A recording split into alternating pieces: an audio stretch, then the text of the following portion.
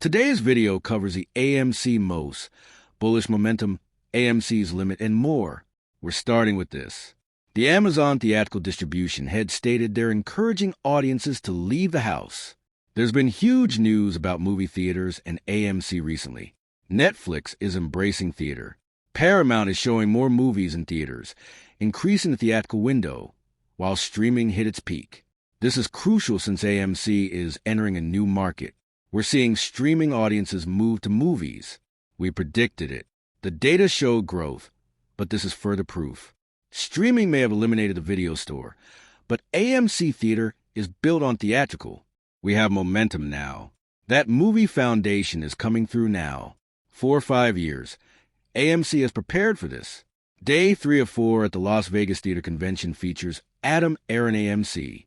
AMC's future is brightening with news every week. Shares of AMC theaters will shortly reflect their 105-year valuation high. We've seen AMC's 105-year history. We've seen their work, but they've done so much more recently that's crucial for AMC.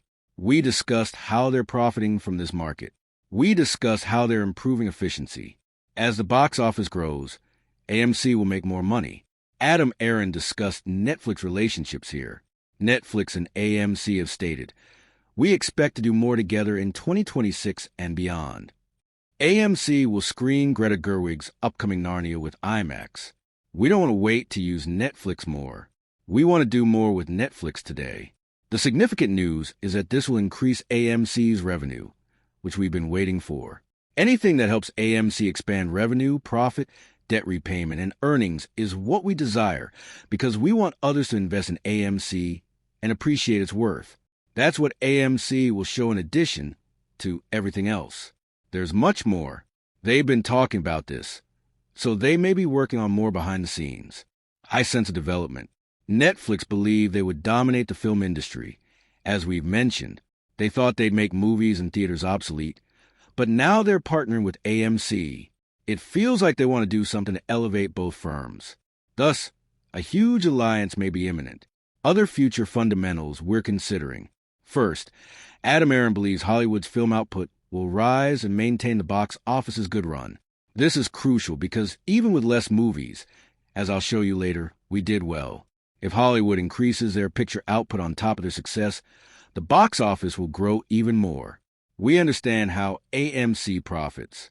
Adam Aron also mentions the first time since 2019 that the box office would climb to a fair level. Operating profits will rise as revenues rise again, allowing operators to modernize their theater fleet. I want you to remember this because he's talking about how operators can generate more money and boost profits. This suggests what AMC's financial sheet may look like in the future. In addition, they discuss expanding their cinemas. This is crucial because AMC has done well in the box office since they have invested in its theaters for the last 5 years. If they keep doing this, they're seeking to increase their market share. So, in the future, AMC will become even more efficient and take 30% to 50% of the box office. They would try to capture most of the industry's worth that way. We want that.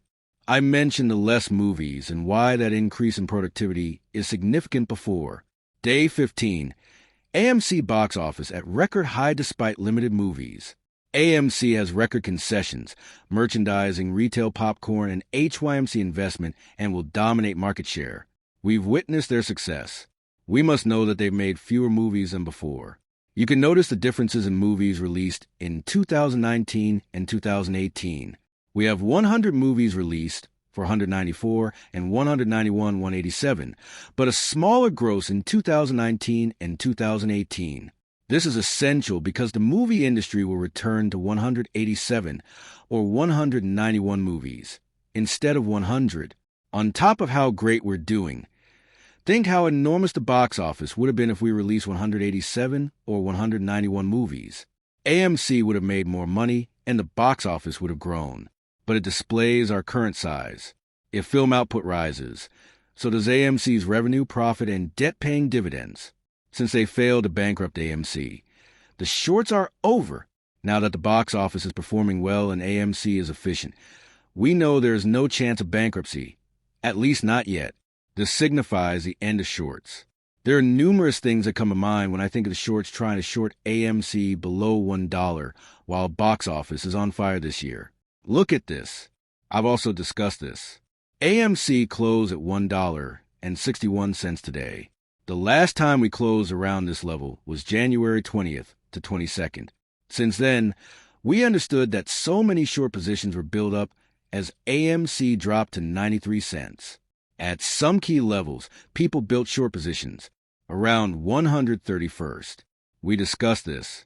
Second, below $1. We know that shorts open positions in these two big levels. As AMC rises to 161, short sellers, especially those who open below $1, are losing a lot of money. In addition to the dangers, they had to pay a borrow rate.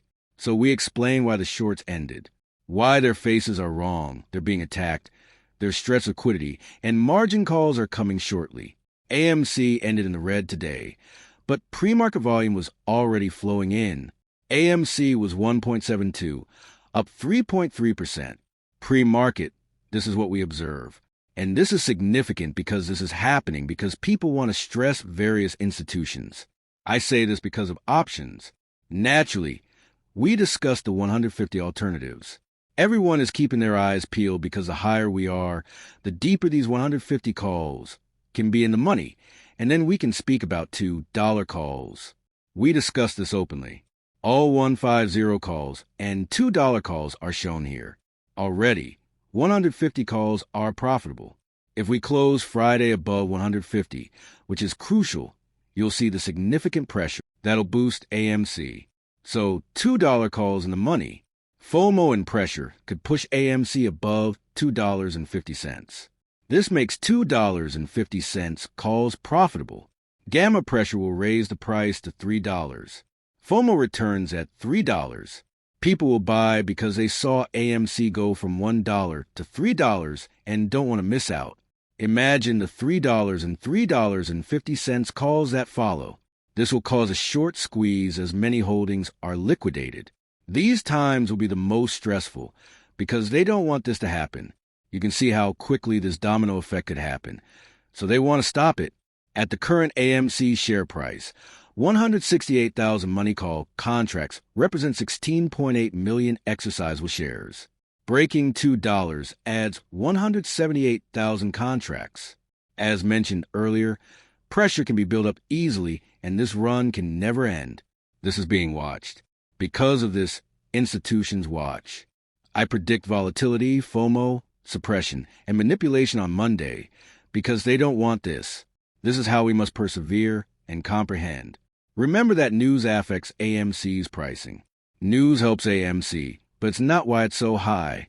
AMC hasn't risen 10% because we've seen better news. How has news raised AMC 100%? Just the opposite. AMC is rising due to hedge fund liquidity concerns. AMC is sought by institutions. It's happening. Suppression and manipulation persist in the dark pool, where 87 million shares were traded. We saw 60%, still above industry and market averages. It's much lower than 2 weeks ago, 70%, 75, 80, or 89%. See how much that affects AMC. If we don't reach 90%, we can rise 15% daily. This 53 million volume is hidden. If they all enter the market, we would have had to add a 0 to 15, making it 150%. It only shows denial and manipulation. Don't assume we're rising because they're not oppressing us. This is happening. One reason we thought AMC would rise. We knew AMC's pricing would run, but where was unknown. AMC looks like 2021 pre-crush. Price rises gradually, consolidates, and breaks out violently. Slow increase, massive surge before breakout is the volume price pattern. Look at AMC's volume surge and progressive runs. All are current. We've seen the options. We've debated ideas for days. $150 calls equal $2 calls. They all compare people. Besides buying out the money, which is already having an effect, others are buying in to exercise their holdings. We see this. At $2, the trigger occurs. You'll squeeze. The gamma squeeze and historical data explain why we're talking about a big thing being developed. Short stayed. AMC bounces because they can't hold it down after loading. They can't finish AMC. Far too many fakes, billions or trillions. Since AP shares were never settled, they can't close that either. You shorten AMC and AP to 2. Everything is bringing this about. They can't escape, so all their efforts to hinder the APs are backfiring. Because they produce so much synthetics, they would have to pay 10 times, 50 times, 100 times, or 1,000 times the original price to get those shares back. We see this last. For AMC, no major debt is due until 2029. Short AMC investors can expect 4 years of retail APs buying cheap AMC shares. As mentioned, shorts loaded on the way down. As shown, these short sellers couldn't cover their bets and kept shorting AMC to avoid losses. That worried them because shorting AMC would sell APs. APs buy. The opposite happened. It was cheap, so we bought it. We can buy more shares with the same money. APs bought $50 weekly. That may have netted them 5 to 10 shares. You can buy 50 shares for $1. This is for $50 users only. Some spend $100, others $1,000 weekly. That enabled more purchases. That pushed short sellers. Market makers no longer control AMC. Who does? Activist investors aware of AMC offshore positions may be the answer. As mentioned, institutions are long-term participants, which may explain why manipulation and repression are low. If they can stop manipulating and get rich, they will. These firms that bought a crap ton of AMC recognize its 10x, 100x, 1,000x potential. Not yet because of dark pool. I can refrain. That seems to be happening. Thus, dark pool decreases. Pressure rises because of it. AMC has been relentlessly influenced since 2021, just delayed, but warning that all trades must settle. Unclosed and double down short bets must be settled. APs, retail investors, institutions, banks, and large investors are seeking justice now that more people want AMC to rise. I think they're forcing the AMC share settlement. For Monday and next week, we've mentioned this. Deal with FOMO and volatility. Prepare for battle as AMC may trade 2 or more billion shares in the coming days. If this continues, 150 calls are exercised. It goes past $2, and the $2 calls are exercised. FOMO grows, and more institutions and retail investors don't want to miss out. We'll see massive trading days. Increased volume is predicted. Witnessed 88 million. This can easily reach 100, 150, or more. With 150 million volume, dark pool, offshore, and synthetics, expect billions. We'll examine that later. Short sellers are having trouble borrowing AMC. For that reason, Monday is busy. We're having trouble borrowing for AMC shares. So remember what happened. You recall everything. You recall hundreds-fold borrowing cost increases. We noticed this trend. We saw less. The trend was clear when it went from 0.3 to 1.08, but not in doubles. This has happened before and now. AMC shares are hard to borrow, which says everything. People buy AMC for the opportunity. 2. Profitability was discussed already. This is one of AMC's best investments. AMC already shows that, and profitability will give it a HYMC moment soon. The feeling, not the squeezing. These are psychology fundamentals, not related to gamma calls, not from short squeeze, based on what AMC buyers and fans like. With everything going on, including the Michael Jackson movie, imagine how short sellers feel. Think about the stress. AMC will rise even higher if the news aren't saying it's up due to these stories and the box office, because so many movies will do well. I doubt that's why. AMC's success is encouraged. AMC's 100% rise wasn't just due to investors. If so, AMC will rise further. Even ignoring everything and talking about the box office and revenue growth will affect AMC's revenue. You may be seeing one of the world's largest and most influential theatrical display companies discussing Cinemark. AMC